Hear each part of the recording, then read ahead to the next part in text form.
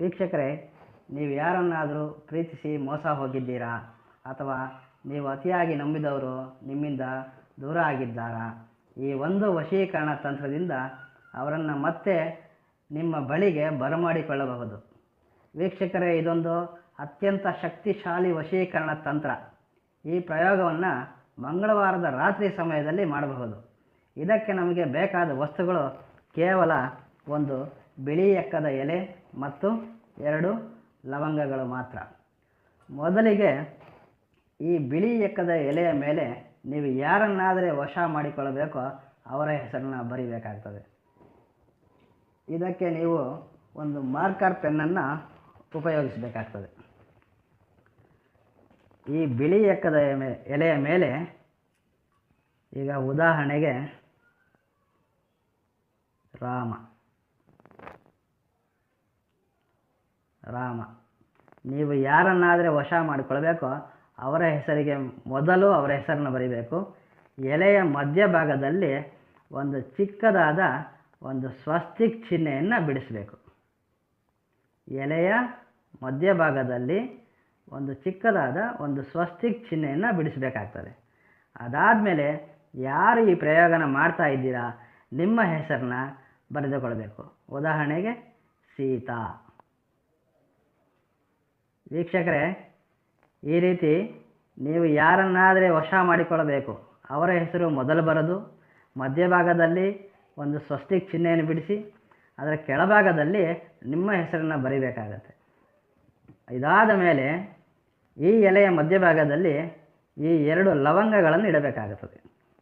ಈ 2 ಲವಂಗಗಳನ್ನಿಟ್ಟು ಈ 2 ಲವಂಗಗಳನ್ನು ಇಟ್ಟಿದ್ದಾದ ಮೇಲೆ ಇದಕ್ಕೊಂದು ಮಂತ್ರವನ್ನು ಜಪಿಸಬೇಕಾಗುತ್ತದೆ. ಆ ಮಂತ್ರ ಯಾವ ರೀತಿ ಇರ್ತದೆ ಅಂತಂದರೆ ನೋಡಿ, ಇದಕ್ಕೆ ಸಂಬಂಧಿಸಿದ ಮಂತ್ರ.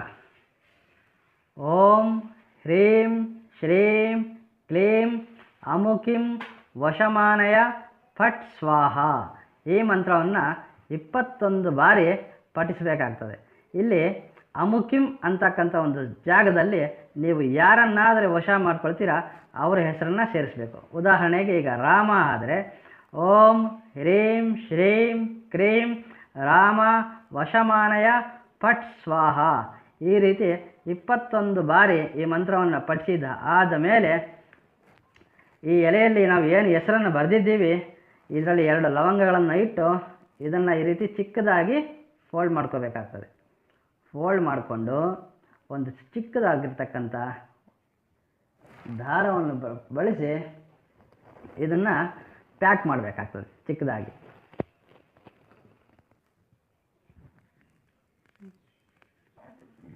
ಈ ರೀತಿ ನೀವು ಯಾವುದು ಎಲೆಯಲ್ಲಿ ಹೆಸರನ್ನು ಬರೆದಿದ್ದೀರಾ ಅದನ್ನು ಮತ್ತೆ ಅದರಲ್ಲಿ 2 ಲವಂಗಗಳನ್ನು ಇಟ್ಟಿದ್ವಲ್ಲ ಅದನ್ನು ಚಿಕ್ಕದಾಗಿ ಈ ರೀತಿ ಪ್ಯಾಕ್ ಮಾಡ್ಕೋಬೇಕಾಗ್ತದೆ. ಚಿಕ್ಕದು ಒಂದು ದಾರ ತೆಗೆದುಕೊಂಡು ನೀಟಾಗಿ ಇದನ್ನು ಸುತ್ತಿ ಒಂದು ಕಡೆ ಇಟ್ಕೋಬೇಕಾಗತ್ತೆ. ಈ ಮಂತ್ರವನ್ನು 21 ಸಾರಿ ಪಠಿಸಿದ್ದು ಆದಮೇಲೆ ಈ ಕೆಲಸನ ಮಾಡ್ತೀರಲ್ಲ, ಇದಾದಮೇಲೆ ಇದನ್ನು ನೀವು ನಿಮ್ಮ ಬಳಿನೇ ಇಟ್ಕೋಬೇಕು. ಅಂದರೆ ಈ ದಿನ ರಾತ್ರಿ ಎಲ್ಲನೂ ನಿಮ್ಮ ಹತ್ರನೇ ಇಟ್ಕೋಬೇಕು. ನೀವು ಮಲಗುವಾಗ ನೀವು ಮಲಗುವಂಥ ಜಾಗದಲ್ಲಿ ಇಟ್ಕೋಬೋದು, ನೀವು ಮಲಗುವಾಗ ನಿಮ್ಮ ತಲೆ ದಿಂಬು ಕೆಳಗಡೆ ಇಟ್ಕೋಬೋದು, ಇಲ್ಲ ನಿಮ್ಮ ಪಾಕೆಟಲ್ಲಿ ಇಟ್ಕೋಬೋದು. ರಾತ್ರಿ ಎಲ್ಲ ಇದನ್ನು ನಿಮ್ಮ ಬಳಿನೇ ಇಟ್ಕೊಂಡು ನೆಕ್ಸ್ಟ್ ಡೇ ಮಾರ್ನಿಂಗ್ ತದನಂತರ ಬೆಳಿಗ್ಗೆ ಇದನ್ನು ನೀವು ಯಾವ ಗಿಡದಿಂದ ಈ ಬಿಳಿ ಎಕ್ಕದ ಎಲೆಯನ್ನು ತೆಗೆದುಕೊಂಡ್ಬಂದಿರೋ ಅದೇ ಗಿಡದ ಬುಡದಲ್ಲಿ ಇದನ್ನು ಇಟ್ಟು ಬರಬೇಕಾಗ್ತದೆ.